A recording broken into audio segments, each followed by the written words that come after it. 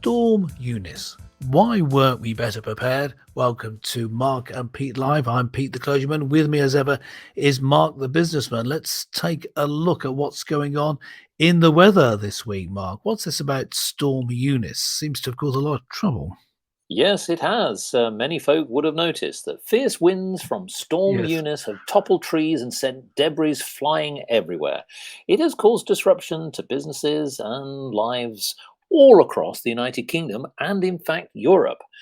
So there are some serious sides to this. People have died. But what really we want to get to is why were we not better prepared? It seems that like some of the extreme events in weather seem to be continuing. We have wind, rain, temperature changes, etc. It all seems to be elements of surprise.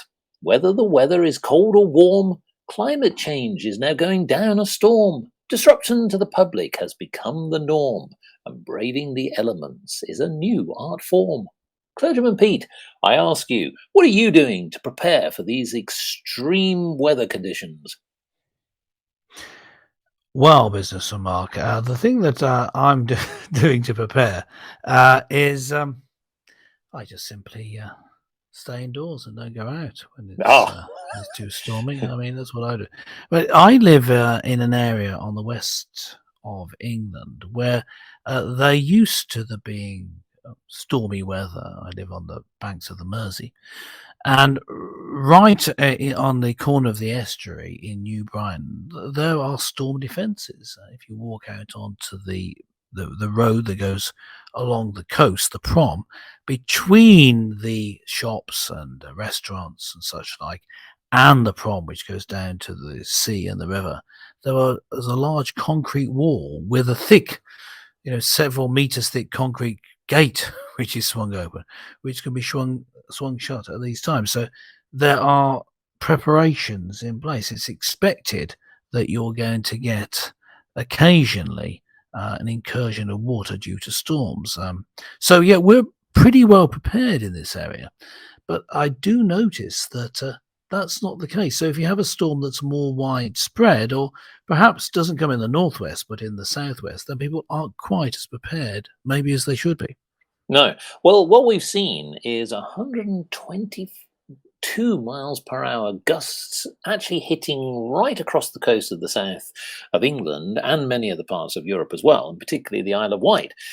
Now, what's interesting is that this has set a provisional record. Yes, there is more to come. So many meteorologists are saying, well, you might think that that's bad. Yes, this is going to continue. But what we really are puzzled by is that whilst we know that this will cause disruption, hundreds of thousands of homes are often without power for many days and even weeks, especially in the remote parts of the world. And what I want to take here is a little bit of a lesson from other parts of the world. So I know that, say, for example, in our United States of America land that we all know and love, now they are very used to extreme weathers. But what's interesting is if I take one example, is Boston in the United States.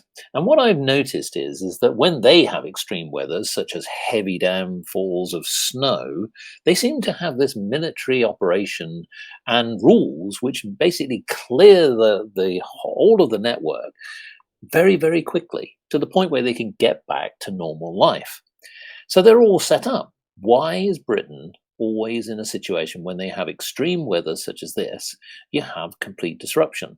So, Clergyman Pete, I ask you, should the government be rethinking its strategy to help people get back to normality? Mm. Yeah, I mean, I think that the issue is not necessarily the strategy this time. It's the strategy going forward, long term strategy, the plans for how you cope with storms, because storms will always be with us. I've mentioned before on our show the fact that some people, Bible believing Christians, believe that storms are signs of God's judgment on us. Now, I'm not so sure about that, at least not all the time, and I don't see any evidence to say that this particular storm is God's judgment on us. But if you do take that view, then, well, we're going to keep doing things God doesn't like, I think. Humans are like that. So we're going to keep getting storms time and time again. And just looking from a scientific angle, storms will always be with us. They're going to keep coming back. So what you ought to have is a strategy in place to have different ways of doing things, backups, Yes. different ways to get energy should there be a cut off from the grid, from the national grid. Different ways to have transport, and when the roads are down, there should be ways for emergency services to just swing into action and keep the country going. And other countries seem to be able to do this, but Britain seems to go for to go da da da da da da da. This is my impression of the leaders of the country. La la la la la. Oh, whoops! There's a storm. Help!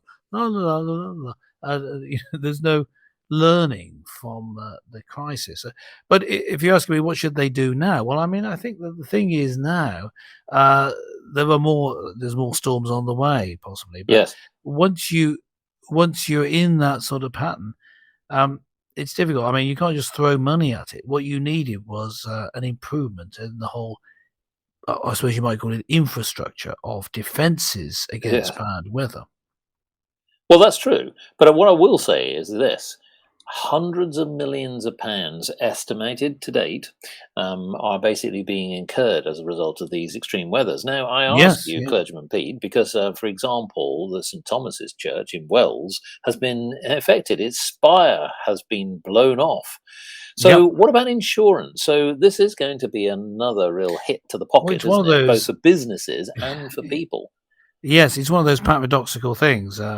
Almost certainly, in insurance parlance, the spire being knocked off a church was regarded as an act of God.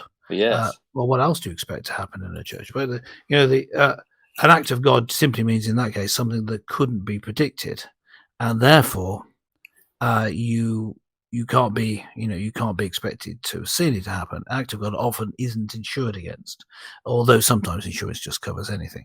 Now, the issue here is this: that if you can't prevent something, some insurers will simply pay up, and in churches that's normally the case. The biggest insurer of churches is ecclesiastical. Ecclesiastical. Referring to bishop-led churches, referring to churches rather, ecclesiastical. Usually to bishop-led churches, but it just means a church insurance, and they're expecting you to run something as if there will be acts of God. Now, what's going to happen though with insurance payouts is there are going to be some huge payouts, but there are going to be some huge losses. With I believe insurers saying, no, we didn't include this in Yes. your insurance. Read the small print. It's an act of God. Yes. Yes, well, I think that one of the pieces of advice is that the weather conditions are going to get more extreme, and it is predicted that there is going to be bad weather. And we've seen that people have sadly suffered quite seriously with injuries and even deaths. So, if you do not need to go out, it is best to stay at home and read the small print on your insurance policy. That might be a safer way of handling things. Yes, Clergyman Pete, any concluding thoughts before Well, we the close out? concluding remark, just as we finish here, I think there's two sides of our response to this. One is, yeah, we do need to be better prepared. I talked about the storm defences here in Merseyside. There are ways to make your towns, your houses, your environment relatively stormproof. But in the end, when it comes to really bad storms, there really is nothing you can do, because it truly is an act of God or act of nature. Bad things, I'm just going to close with this thought: bad things happen even to good people. Sorry, that's where we're leaving it on that cheerful thought. Do get in touch with us. Leave a comment below the video or next to the podcast, and we'll catch you next time. Bye for now, and watch out for the weather.